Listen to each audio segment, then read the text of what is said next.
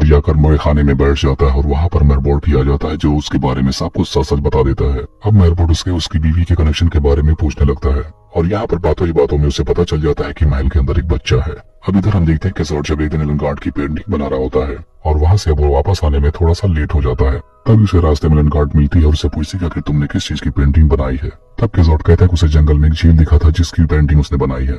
अब देखते हैं एलेनगार्ड उसे देखना चाहती है लेकिन केजोट बहाना बनाकर उस बात को टाल देता है। जिसके बाद अब महारानी केजोट को बुलाकर बताते हैं कि मेरबोर्ड महल में जाने की जिद कर रहा है और हर बार वो उसे मना नहीं कर सकती। के बाद अब महारानी एलेनगार्ड के बारे में पूछती है। तब वो बताता है कि वो हर सुबह जाकर झील के किनारे उसकी नहाती हुई पेंटिंग बनाता है और वो उसे अपने प्यार में फंसाने की पूरी कोशिश कर रहा है।